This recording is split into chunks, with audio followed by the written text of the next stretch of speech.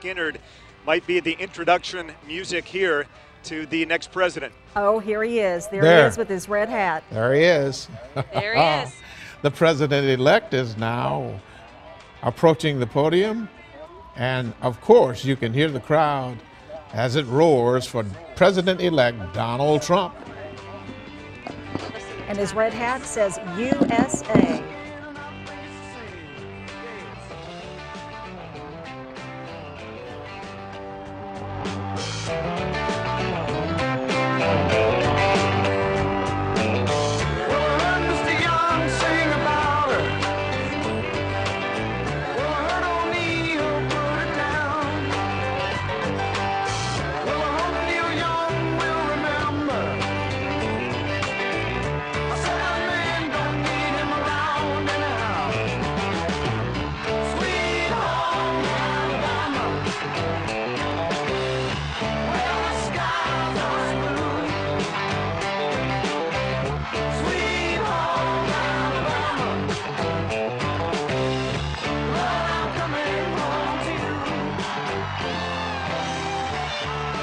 Thank you.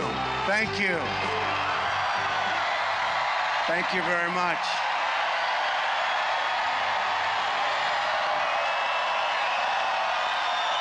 Thank you.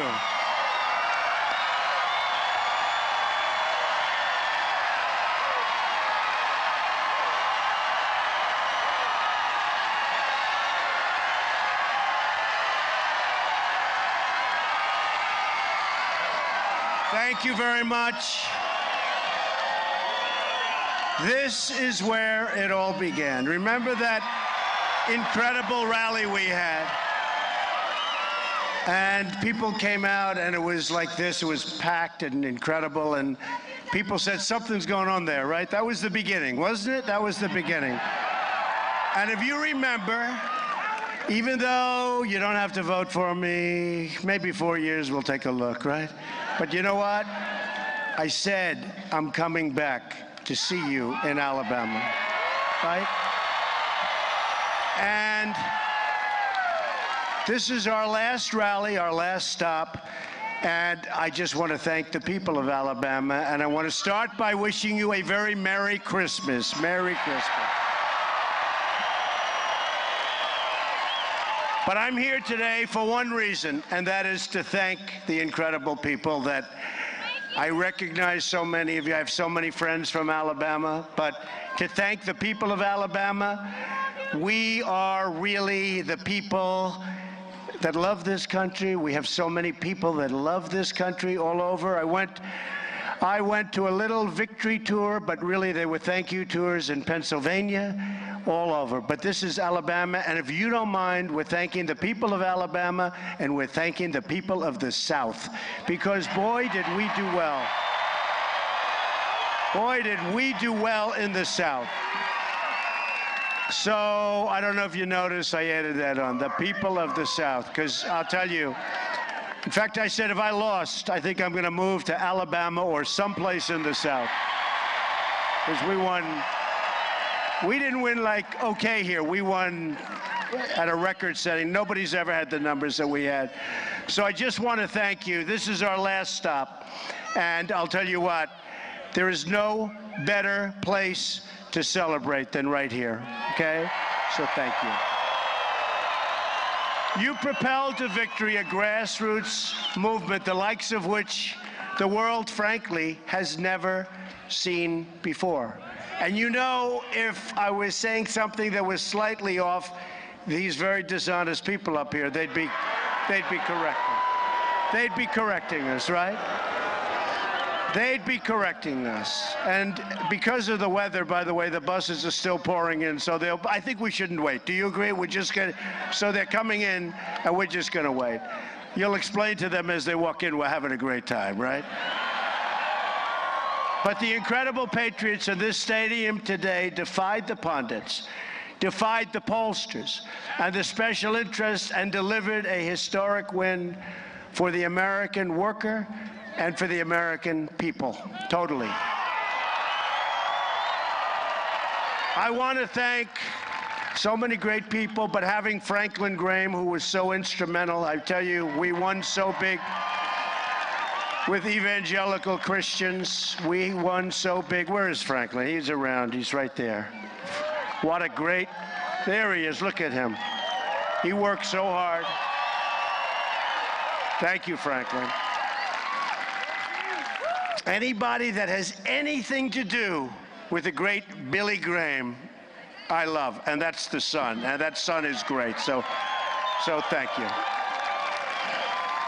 And Billy is doing well. Well, I mean, he's 98 years old, but he's doing well. I also want to give a very special thank you to the men and women of the United States military. Incredible, incredible. Because not only did we win with evangelicals by massive numbers, not by like 2 points, like by many, many, many points, but we won with the military and we won with law enforcement, big league. So we are in your debt and we will never, ever let you down. We will honor your service and sacrifice that begins with restoring respect for the American flag, right? The American flag, which has been taking abuse lately, and I can only speak for myself, but I don't like it, okay? I don't like it. And we're going to finally take care of our great veterans, and that's another group. So amazing. So amazing, the veterans, and we're going to be naming somebody very, very soon to head up the VA, and yeah, we're going to get it taken care of, folks. We're going to get, it's time. It's time. People that come into the country illegally, people that come into the country and cause problems, they're taken care of better than our vets in many cases, so, yeah. Time to take care of our vets.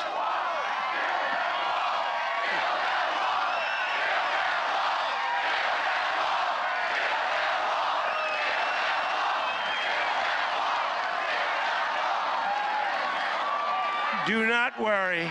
We are going to build the wall, okay? Don't worry. Don't even think about it.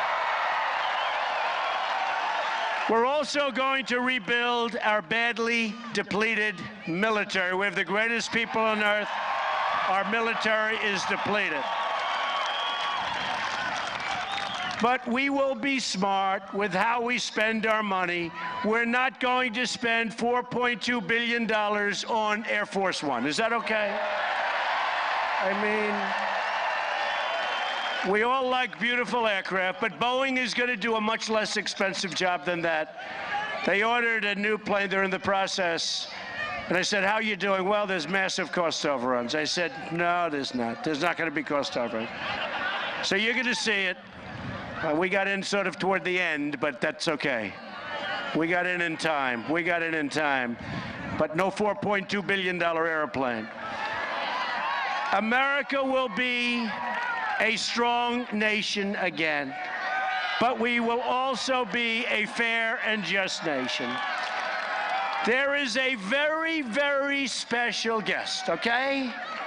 And I want to bring that guest on stage in a moment. He is someone who cares deeply about justice, who believes all people are equal in the eyes of the law. He is a great, great man. He's an Alabama native. He could have run for the rest of his life. Nobody even wants to run against him. He spent 15 years as a federal prosecutor, served as the Alabama State Attorney General, and represented you in the United States Senate for 20 years, including 20 years on the Judiciary Committee. And people don't even know, because we think of him as a senator. He was a great, great, legendary prosecutor. A lot of people forgot that. He appeared right here at this stadium 16 months ago and put on a Make America Great Again hat. He was the first senator to endorse me, and really the first major endorsement I had. And he never endorsed a presidential candidate, and very few candidates before. but he saw what I had to say, and he saw the response from the people of Alabama. He's someone I'm very proud to call a friend and a man I've chosen to be. And by the way, this is a great honor for the state of Alabama. Remember that. To be the next Attorney General of the United States, Alabama Senator Jeff Sessions. Come on up, Jeff. Come on up.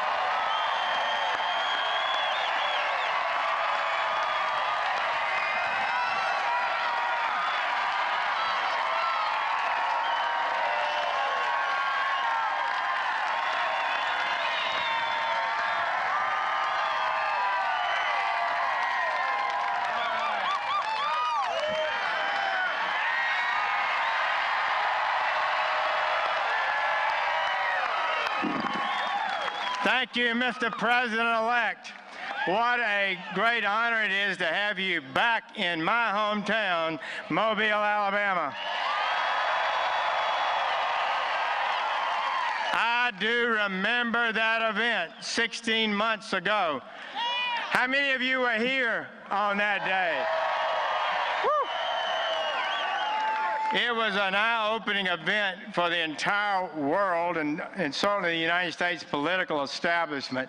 I don't think there's any doubt that for your effort and your campaign, Mobile played a historic role in that momentum that built. There's just no doubt about it.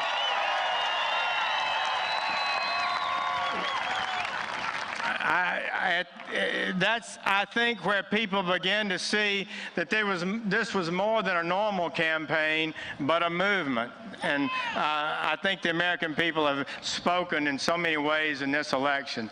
Thank you for the honor you've given me, the opportunity to perhaps have a different role in my life.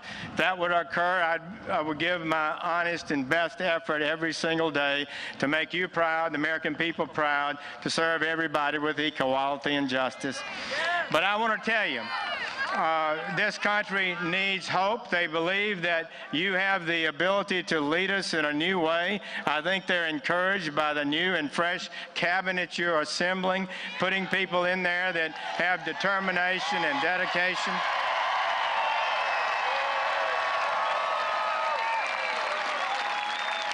I want to say thank you to Mayor Stimson and his team and the city, to the county and all those who've helped make this possible now and last time.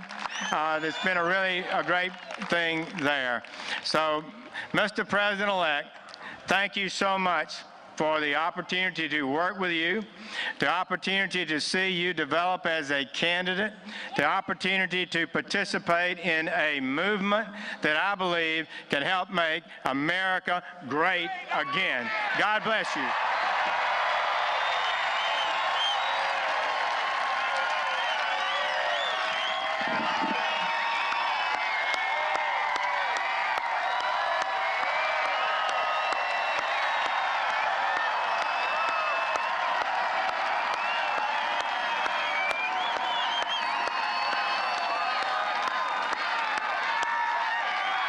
He's an amazing man.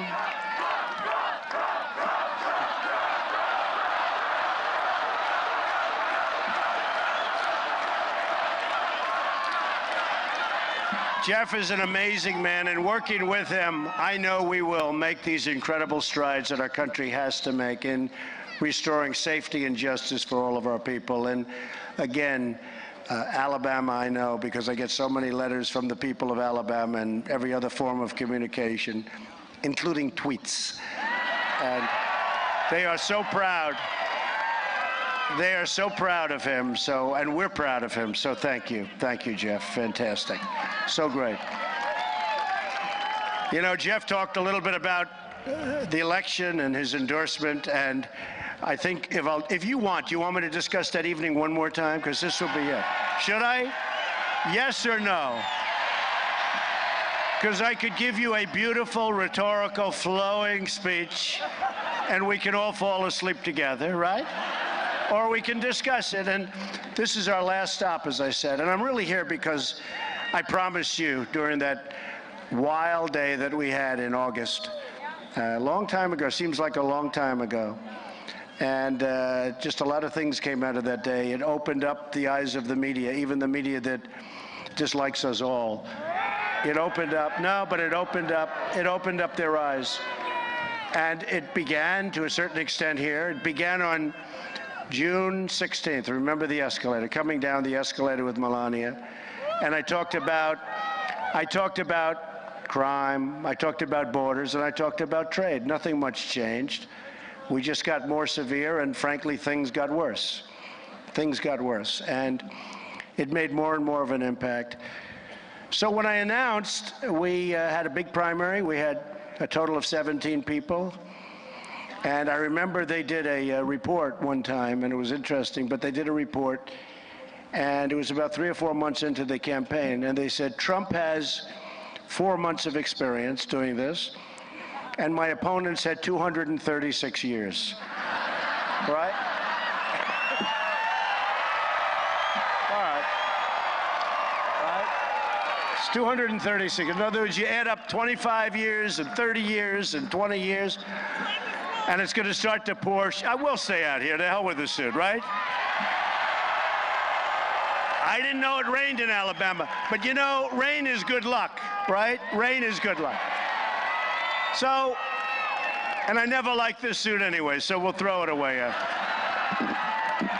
But it was it was really an amazing thing. So we did that, and we got into the general, and we all know what happened in the primaries. And they say they were the meanest primaries in the history of elections in this country.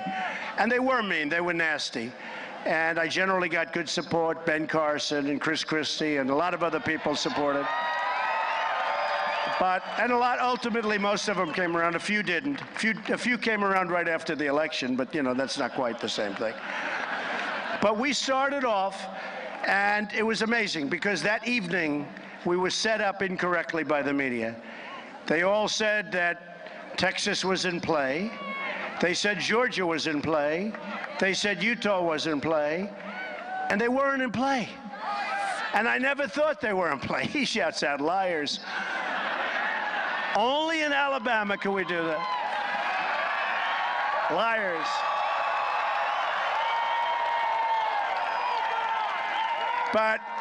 But what happened is we tend to believe the media. You know, we believed Walter Cronkite years ago, right? This is not Walter Cronkite anymore, folks. This is not the great Walter Cronkite. So we tend to believe him. And yet, I'd go out and have crowds like this. You had to see the crowd we had in Pennsylvania, the crowd we had in Ohio and Iowa. Always a massive crowd. And even after the election, this is just a thank you from me to you and the folks. But to have crowds. We had a crowd last night that the manager said was 30,000 people. And I read the Palm Beach Post tomorrow. And, you know, the one that just came out. And there was a line in the second paragraph. Now, it was one of the biggest crowds that I've seen. You couldn't even see the end of it. It was a field. It was actually a field. Last night, Orlando. It was incredible. And I read the Palm Beach Post today. It said, Donald Trump spoke before hundreds of people. I said, right? Very dishonest. Very, very dishonest, but that's okay.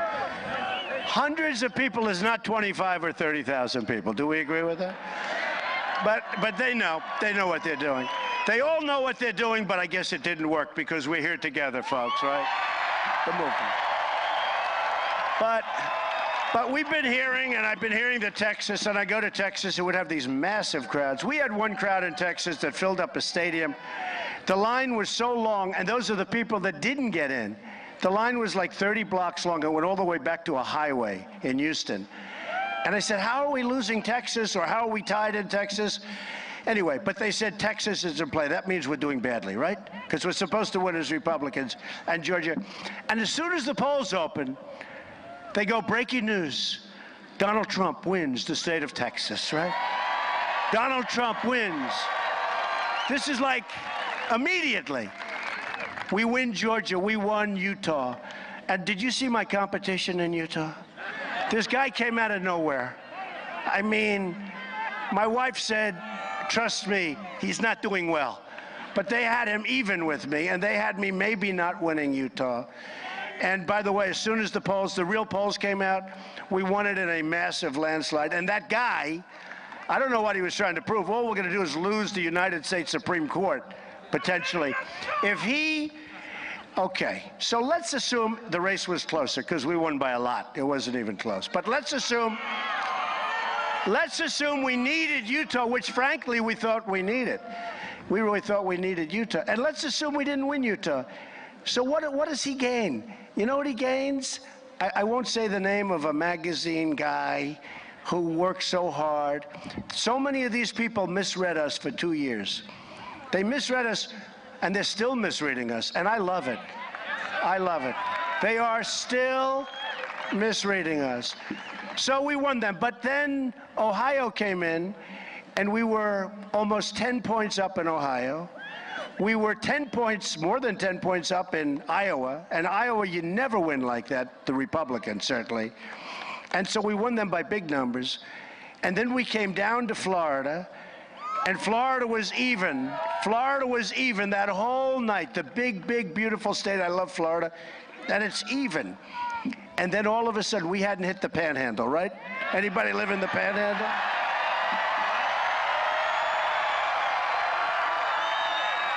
I love the Panhandle. And, you know, and you had to see the people. They were so devastated. They were the media, the anchors. So they've been saying for months and months that Trump is going to get absolutely killed. I remember 3 weeks before the election, one of them, I won't say the name, he said, how is Trump going to lead the rest of his life? Because this is one of the most devastating defeats. He will suffer so badly. And his whole career, which is true, which is good, like your football team, right? How good are they? Frankly, all of your football teams, they do well, right? But this guy, and he was saying it with such joy, how is he gonna, they were talking about it's 3.5 weeks before the primary. When I told my wife, I said, man, that was pretty bad to hear. His whole life has been based on winning. And he is going to suffer one of the greatest defeats in the history of politics. Right, Jeff? That's what they were saying. We were going to lose the presidency. I was going to take down with me the House, and I was going to take down the Senate.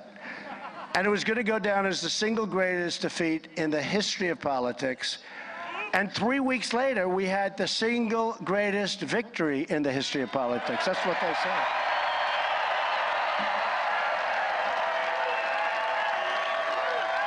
We won, you know, I don't know if you know this, nationwide. Thank you. USA is right. Made in the USA. We're going to put that sign up, made in the USA. But, you know, on our products that we're going to start making a lot of. But it was like this, you know, terrible kind of a thing. Now, he was saying it with, he was very happy. But we then went back, and I went back to work. I went really down to work.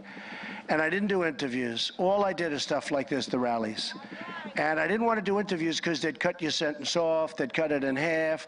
You'd make a beautiful statement, and all of a sudden you'd say, I didn't say that. Well, when they leave the back part of the sentence off, or they don't talk about the other half of the paragraph, it's not so good, right? And I said, I don't want to deal with these people. And I said, if you want to quote me from the speeches. Now I get nice quotes. But even there, they'll take, like if you're doing a line, a funny line. I'll give you an example of what happened today. One of the papers wrote a story. I was talking a lot of fun over the last couple of days. I said, you know, prior to the election, you people were strong and vicious and violent, and you wanted to win. Now, I'm saying it kiddingly, right? And you wanted to win, but you were vicious as I've ever seen. And we all were laughing and having fun, right? And then I said, and after the election, meaning last night or the night before, where I was in different places, like Pennsylvania. Hershey, Pennsylvania was unbelievable. But I said, and now you're mellow, you're low-key, you're just sitting back, you won, you're chilling out. Okay, so I said that, and everybody laughed, and they had fun. So today, a couple of the groups, I won't tell you which station, but it's ridiculous. They're saying, see, we were right. Donald Trump is calling his people vicious. Donald Trump. He said that these people are so bad. So we can't have a little humor, folks, because if we have humor, they're going to take it. And, you know, when you report it or write it out, it does sound that way. But when you see it, you know exactly what we're talking about. So they're very dishonest people. But we go down, but we understand we shouldn't change, right? We can't change. Because people get it, obviously, because I think I just heard a statement that we won like 2,700 counties. Where's Kellyanne? Kellyanne, where's our great Kellyanne? Come here, come here. Come here. I got to get her up. She told me 2,700. So she didn't know I was going to do this. She didn't know I was going to do this. Where is Hope?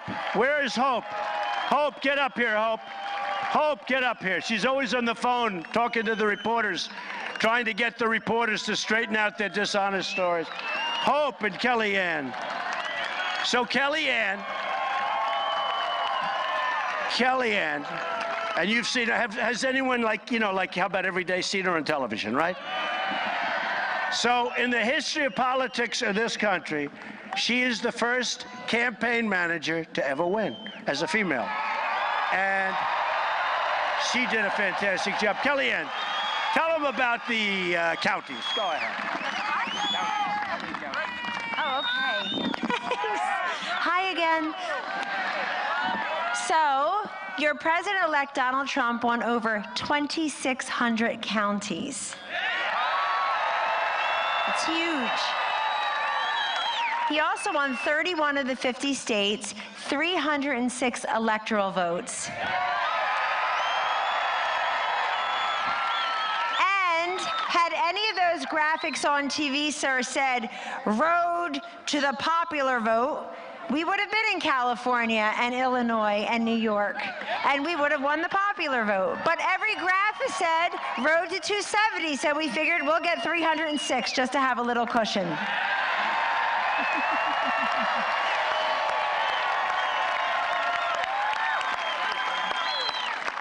And there's one other thing that doesn't get a ton of coverage, which I think is incredibly impressive about the Trump-Pence victory. Donald Trump, your next president, turned 200 counties across this country, from President Obama in 2012 to President Trump in 2016.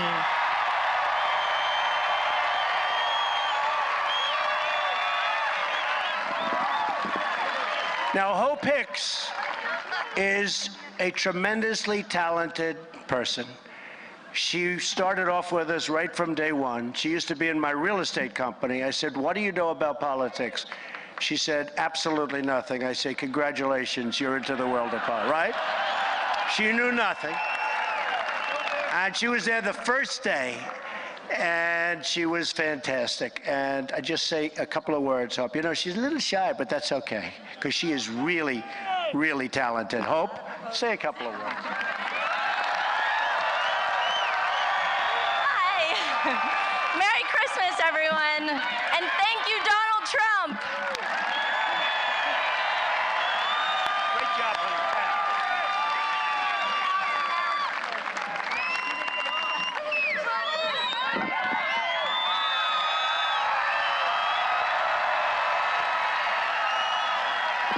We had a great team.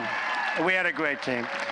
So the other side, when we won so big in Ohio, and we won so big in Iowa, we weren't supposed to win like that. And we had those horrible exit polls. Remember the exit polls started coming out?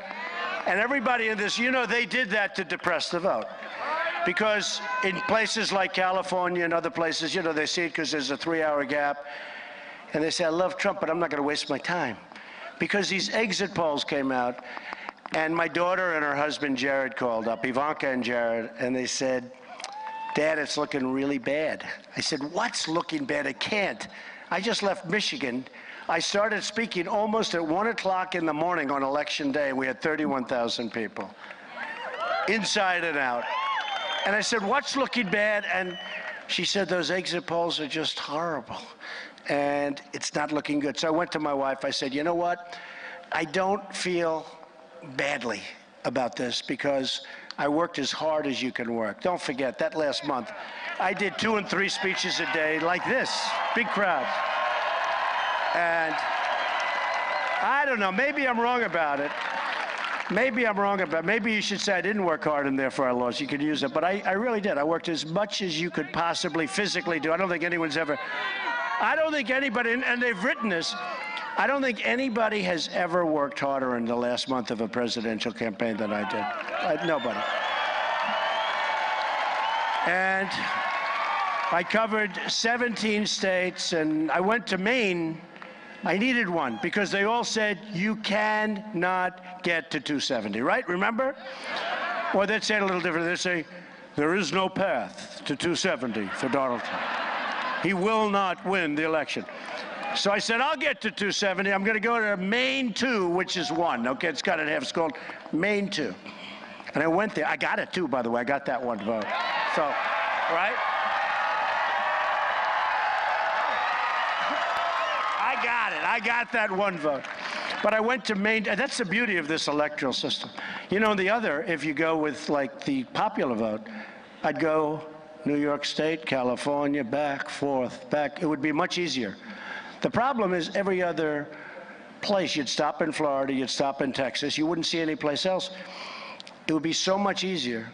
I think I'd actually do better, but you'd never see most of the country. The electoral vote, and I never appreciated it until now, how genius it was, what they had in mind. Because at the time, they didn't want everybody going to Boston and New York, and everything else would be forgotten. And now it's the same thing. It's genius. I'm telling you, it's genius. I went to 17 states. I went to states that, you know, you just wouldn't go to. And they were great. And I went to places, frankly, that normally you wouldn't be thinking about too much, and they were incredible, and they came through for me. Most of them really, really came through. So then you had the Hillary people saying that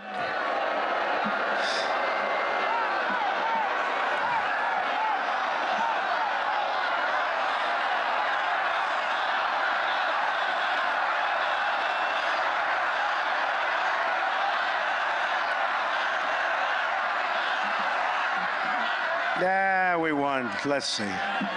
Right? We won. But you had the Hillary people on, and they were saying, we are going to win the state of Florida. We have information. We're going to win. I mean, maybe their information was how many people voted illegally. Maybe that was the information. But of course, you know, when I say that, they'll say, isn't that a terrible thing that he said? Isn't that terrible? You got to look into that, folks. But the problem is, when you win Florida by that much, there's nothing much they can do. You can't have people and numbers that's bigger than the number of people. So they said, you can't win, and we're going to, you know, do great. And we end up, breaking news. Ladies and gentlemen, Donald Trump has won the state of Florida. And these people are standing.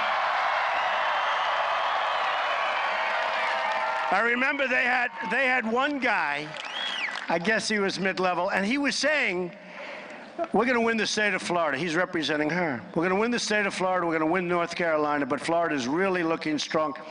And the announcer said, excuse me 1 minute, we have something breaking. Breaking news. Trump has won the state of Florida. And the guy's standing there like, what happened? But then they said that I can't win North Carolina. And by the way, they raised $2 billion. They spent so much more money than me. I spent like peanuts compared to what they spent. Under budget and ahead of schedule. Does that sound good?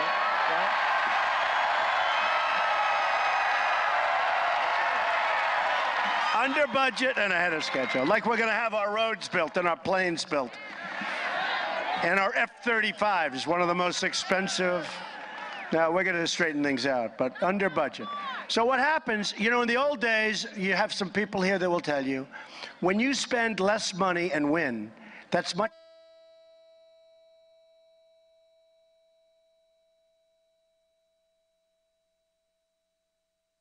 Like 50 million, and I had spent like 2 million. And they said, Donald Trump is not spending the money. Like, And I'm saying, wait, that's a good thing. They don't understand it. That's actually a good thing. If I can do that,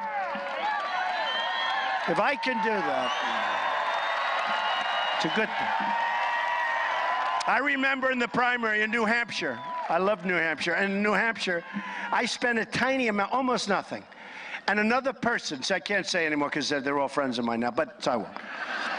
But another person spent like $22 million. I spent nothing and I won. And they said before I won, like, this person was doing great because he was spending much more money. I said, yeah, but I'm going to win the state. So remember, for all the young people here, when you spend less money and you win, that's a good thing, not a bad thing, all right? Trying to depress. So then their next state was North Carolina, which is great. And they outspent me 5-1 at least. But I had my sons there and Lara and everybody. We had incredible people there. And they came out, and again, breaking news, Donald Trump has won North Carolina. That was unbelievable. And then Pennsylvania, we were doing so good in Pennsylvania, but every Republican for like 38 years has lost Pennsylvania, some large, ridiculous number. And they always called it the bride that got away. I don't even know if that's politically correct when the press says it. Now, if I say it, they'll say it's not politically correct, but I always heard them say it, so for them it's fine, right? But they say the bride that got away because you thought every Republican for 30 years thought they won the state of Pennsylvania. It's a big state. And they didn't. So I said, we're going to win Pennsylvania. We had 3 congressmen there who were incredible. They said we're going to win. But I didn't want to tell that to anybody because everybody thought they were going to win anyway. So we're looking, and there's 1% left, and I'm leading by a lot. And even if I lost 100% of the 1%, there was no way I could lose the state. But they would not call the state. Now, I knew, in fact, I started accepting victory, because if I win Pennsylvania, now I win. And the other side is saying they're going to win Pennsylvania, but actually when they looked at the numbers, they understood it too. It was over. And then we had a surprise. Breaking news. Donald Trump has won the state of Wisconsin. Wisconsin. Right? And people are saying, where did that come from? What happened? Because we weren't expecting, we thought we were going to do well there, but we won it. And now they're in trouble. They're really in trouble. And I don't know if you saw, they had the most beautiful stage. In fact, I wanted to swap stages with them around midway through. I wanted to maybe swap. You know, they had that beautiful picture of the country and magnificent. You know, they spent $7 million on fireworks, and they knew something was wrong. One of their people, who's a high-level guy, said, we made a big mistake. We made a big mistake. We're going to lose. And he was telling that to people. And I felt we were going to win. But then all of a sudden, they canceled their fireworks a weekend. And I said, because you know what I found? Fireworks just don't work when you lose. Do you agree with it?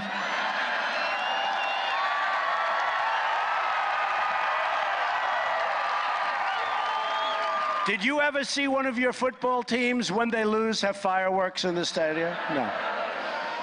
No, it's called depression. But they cancel their fireworks, and then just to be cute, we sent an offer in. We offered to buy their fireworks for 5 cents on the dollar. Right? They had a very good company, Grucci or something, Grucci. They had a great company going to do their fireworks. We offered to buy it for 5 cents on the dollar. We never heard back from them. But they had this incredible, they took the convention center. And I took sort of a small ballroom because if I lost, I want to get out. You know what I did? Here would be my case. I'd come up. Ladies and gentlemen, thank you very much. I really appreciate it. My supporters, I love you folks. I love you. It was a movement, but it was a movement that didn't work. Right? Right? And I would have said, I want to thank my wife. I want to thank my family. Bye-bye. I'm out of here, right? So I didn't want to really have this huge, expensive thing. So I had a ballroom in the city. But then all of a sudden, we started seeing we were going to win. And we knew we were going to win because we knew we won Pennsylvania, even though they wouldn't call it. They called it at 3 o'clock in the morning. They should have called it like at 11:30 in the evening. I think because if you looked at the ratings, they were so high, they were making a fortune by not calling it, all right? But then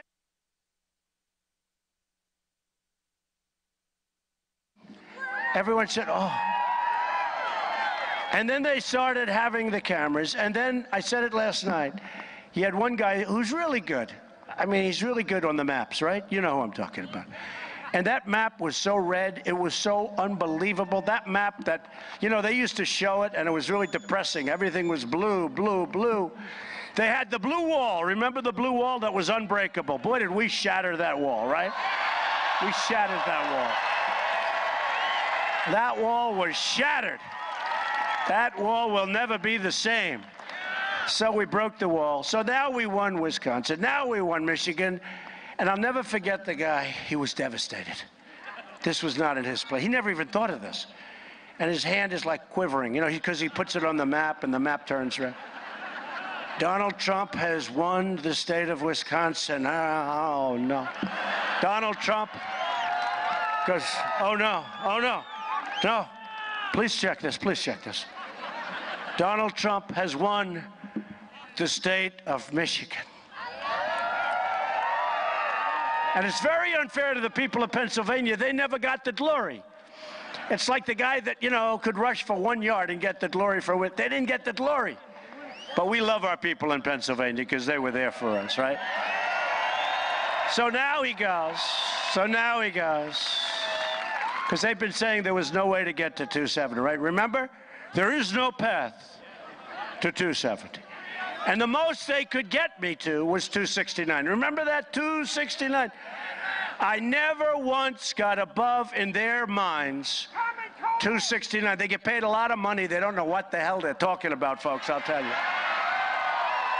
I never once got, Jeff will tell you, I never once got above 269. Now, I was watching it for months. That's where I got upset with Texas. I kept saying, Texas, we're going to win it. So what happens is the 269, and that's why I kept going to Maine. I needed that one. I needed that one. So now what happens is he's up, he says Wisconsin, he says Michigan, and now he goes, there is no path for Hillary Clinton to become president of the United States. Donald Trump and his great movement is president of the United States. So it was pretty great.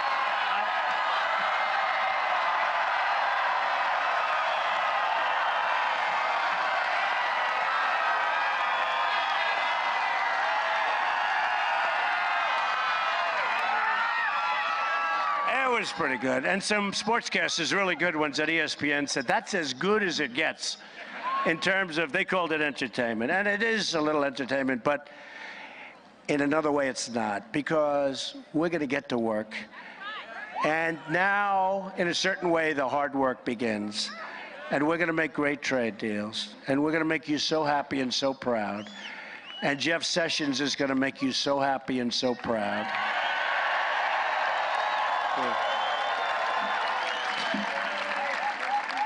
For years, the jobs and wealth have been ripped out of our country.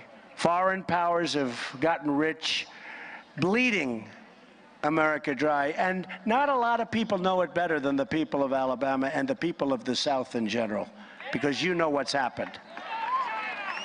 But that's all behind us. We are going to stand up for the American worker like nobody has ever stood up for that worker before. Our economic agenda can be summed up in 3 very beautiful words: jobs, jobs, jobs. There's a woman out there got very excited by those 3 words. It's exciting though, right? That is why we're going to lower our business tax rate from 35% down to 15%, and you're going to see things happen. We're one of the highest in the world right now, just about the highest, and we're going to be among the lowest, and you're going to see what's going to happen. It's going to be beautiful. That is why we're also going to eliminate job-killing regulations and lift the restrictions on the production of American energy, including shale, oil, natural gas, and beautiful, clean coal. We're going to put our miners back to work. Our miners are going back to work, folks. We're also going to rebuild America's crumbling infrastructure. And boy, does it need it. It needs it. We have spent $6 trillion in the Middle East. We could have rebuilt our country 3 times over. It's time, folks. With all of that, we're going to knock the hell out of ISIS. We have no choice.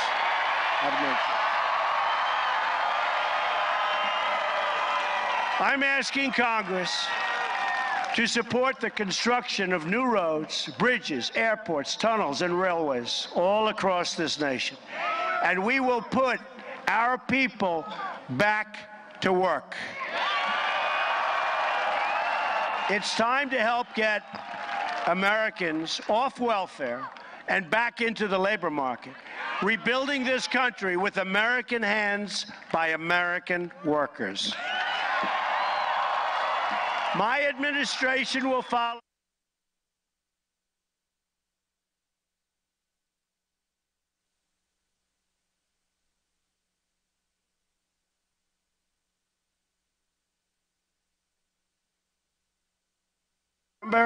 Made in the USA, you remember? You know, I did this last night. Let's do it again because it's like a free poll. You know, these characters, they'll spend $1 million for a poll and you can give me a better answer. Is it made in America or made in the USA? So let's go America first. Made in America or made in, let's go, wait, let's go America first and USA. Who likes made in America? Who likes made in the USA?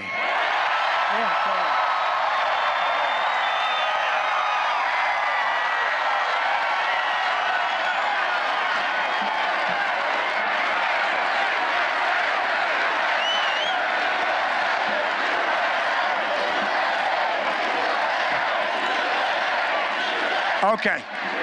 Can we do one more poll? What the hell, it's raining and miserable, but let's do another poll. Who the hell cares? We're all soaking wet by now, so it doesn't matter, right? So, Time magazine just gave me Person of the Year, right? Nice. Very nice. Always a great honor. Financial Times, the Financial Times, which is a big deal, just gave me Person of the Year. Okay, you ready? Now, remember, we have half the people here are women. And by the way, thank you, women. I did so great with women. Those polls were so dishonest with women because we did great. You know, I used to go home. My wife said, I don't think any woman in the United States is going to be voting for you based on what they just said. We did great with women. We did great with the African American community. We did great.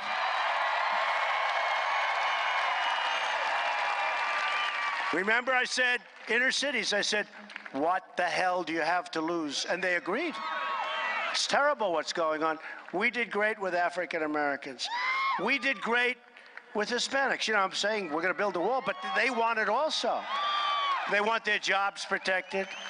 They want safety. They don't want drugs pouring into our country. We did great. So here's what happened. But we did great with the women, I have to tell you, folks, because that was very embarrassing. I mean, those polls were so wrong. Those polls were wrong on just about everything, weren't they? They were wrong on everything. But, okay, so I get this Person of the Year from the Financial Times, and I get Person of the Year from Time Magazine this week. So which is better? Now, remember women, okay? Because if it's a woman that gets it, we have to think about that. So they do it because they want to be politically correct. You run the magazine, you run the Financial Times, or you run Time Magazine. Do you go Man of the Year? Thank you, darling, I love you too. Do you go Man of the Year? Or do you go Person of the Year? We'll do Person first. Which is better? Person of the Year, wow, or Man of the Year? That's what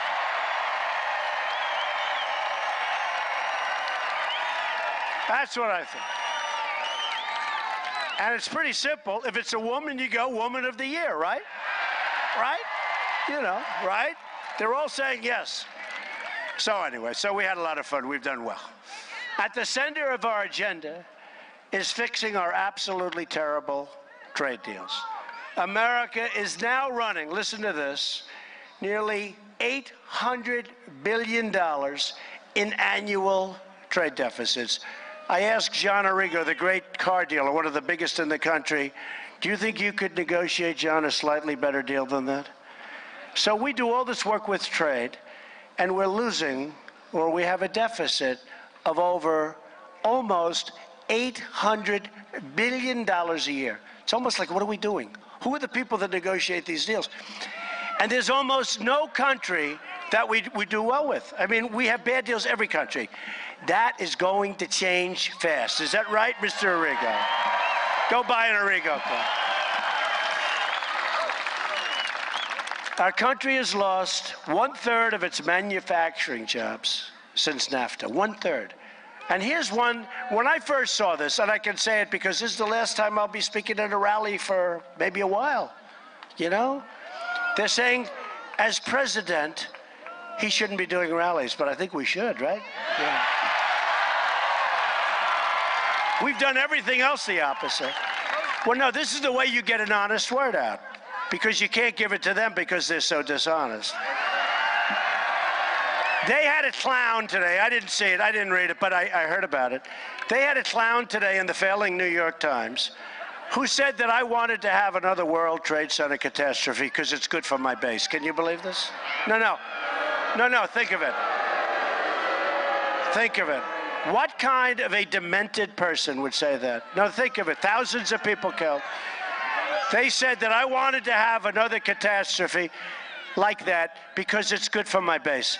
Anybody that says that, and this guy is demented. He's a demented person. And that's why the Times is failing. And I went up to see him 3 weeks ago. I gave it a shot. And I had a great meeting. Everybody said I did great. Everything was great. But they'll never change. They'll never change, Jeff, no matter what you do. They'll never change. That's okay. We did very well without him, right? But what kind of a demented person would say that? You know, it's incredible. But when I saw this and these statistics, I said it must be a typo, because it's impossible. We've lost 70,000 factories since China joined the World Trade Organization. Think of that. And I said 700, you mean? I said 7,000 maybe. But the number is 70,000 factories, many of them right from Alabama. And you know it. It's the greatest jobs theft in the history of the world. There's never been a jobs theft like's happened to us. And we're going to untheft it, folks. We're going to bring it back, okay? We're going to bring it back.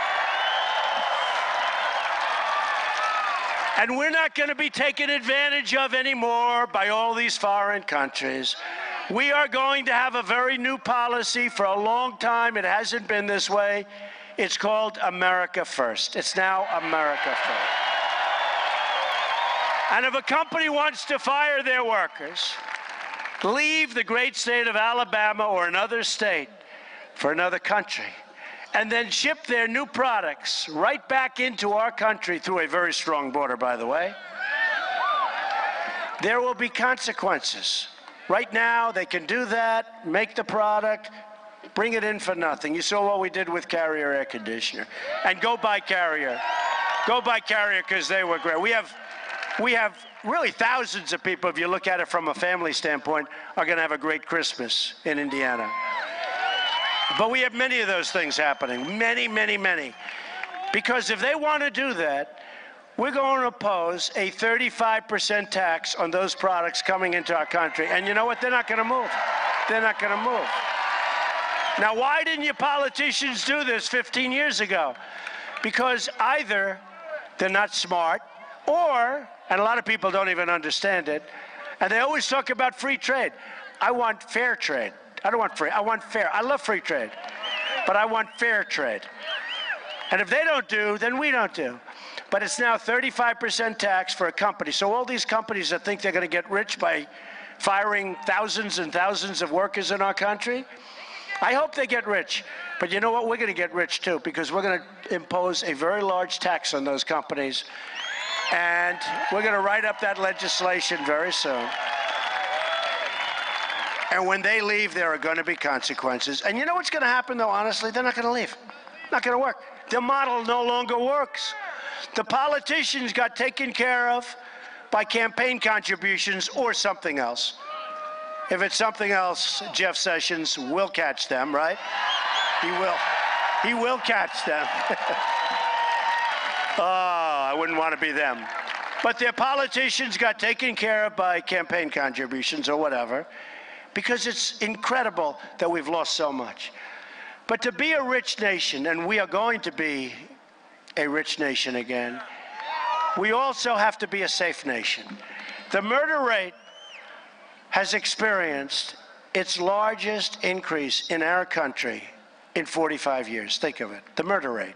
More people are being murdered than in 45 years.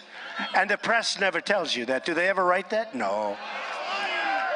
We are going to support the incredible men and women of law enforcement.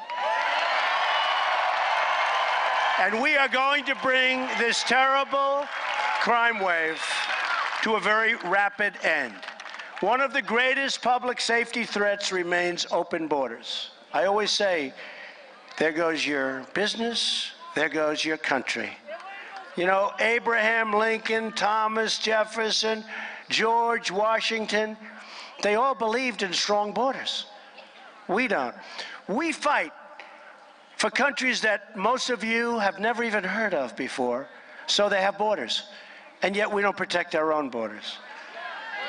But I have a message for the drug dealers, the gang members, and the criminal cartels that are terrorizing all of our citizens in cities and different places throughout the United States.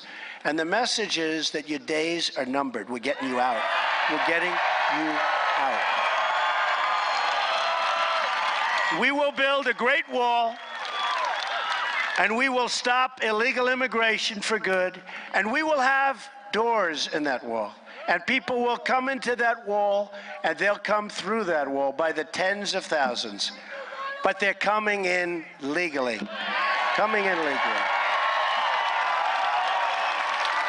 And we will stop the drugs from pouring into our country and totally poisoning our, I mean, what the drugs are doing to our youth.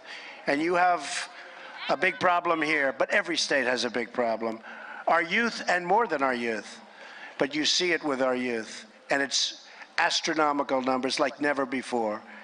We will also work to keep our country safe from terrorism.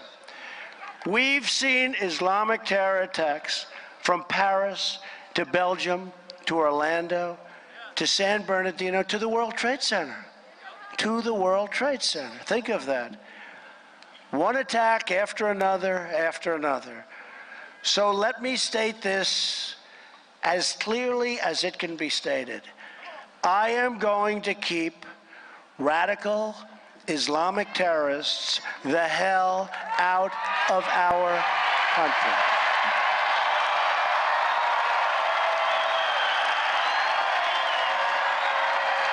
We have no choice.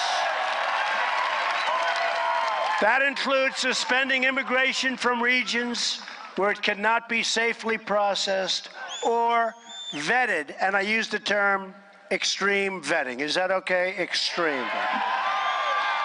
The safety and security of the American people will always come first in the Trump administration. Ethics reform will be a crucial part of our plan as well. We're going to drain the swamp of corruption in Washington, D.C. and stop government officials from trading favors at your expense. We face many, many challenges. The world is a mess. Our country is in trouble. We face many, many challenges. Michelle Obama said yesterday that there's no hope.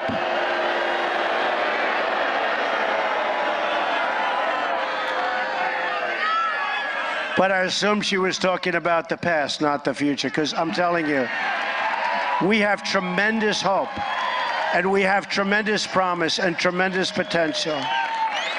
We are going to be so successful as a country again. We are going to be amazing. And I actually think she made that statement not meaning it the way it came out. I really do, because I met with President Obama and Michelle Obama in the White House. My wife was there. She could not have been nicer. I honestly believe she meant that statement in a different way than it came out, because I believe there is tremendous hope, and beyond hope, we have such potential. This country has such potential. You watch. It's going to be so special. Things are going to happen like you haven't seen happen in many, many decades. This is truly an exciting time to be alive. The script is not yet written. We do not know what the page will read tomorrow. But for the first time in a long time, what we do know is that the pages will be authored by each and every one of you. It's a movement.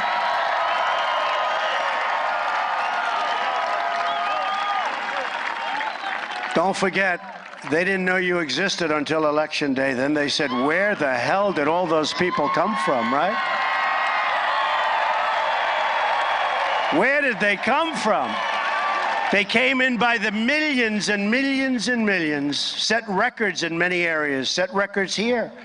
We set a record here in Alabama. They said, where did those people come from?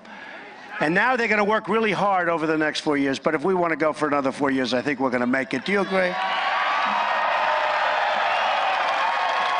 I actually think the next 4 years is going to be a lot easier, if you want to know the truth. We're going to do a great job.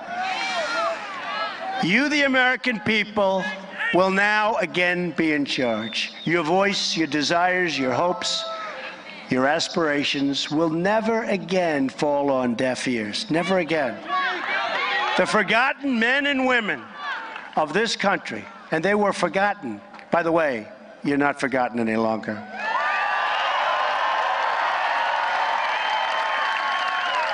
You will never be forgotten again. Together, we will raise incomes and bring back our jobs. We will repeal the disaster known as Obamacare and create new health care reforms that work for you and for your family. We will reestablish the rule of law, defend the Second Amendment, very important. And Franklin will be very happy with this. Protect religious liberty and appoint justices to the United States Supreme Court who will uphold and defend the Constitution of the United States. We will heal our divisions and unify our very, very divided country. When Americans are unified, there is nothing we cannot do. No task is too great, no dream too large, no goal beyond our reach. Nothing. Nothing. There's nothing like us. There's nothing and nobody like us. My message today is for all Americans, from all parties, all beliefs, all races, all walks of life. Whether you are African American, Hispanic American, Asian American, we're all American, and we're all united by one shared destiny.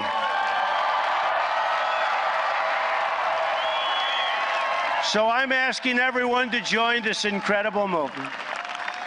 Here is my request for all of you. Never, ever give up. Can't give up. I should have given up in this campaign 5 times. I should have given up, according to them, 10 times. I could take you over 10 different things that happened where people would have given up, but I never gave up. Never gave up. I should have given up, but I never gave up, right? Never, ever give up. Never stop believing. And never, ever stop dreaming. And if you do that, then all together, we will make America strong again. We will make America wealthy again. We will make America safe again. And we will make America great again. Thank you, Alabama. God bless you. Merry Christmas. Merry Christmas, everybody. God bless you. Thank you for your support.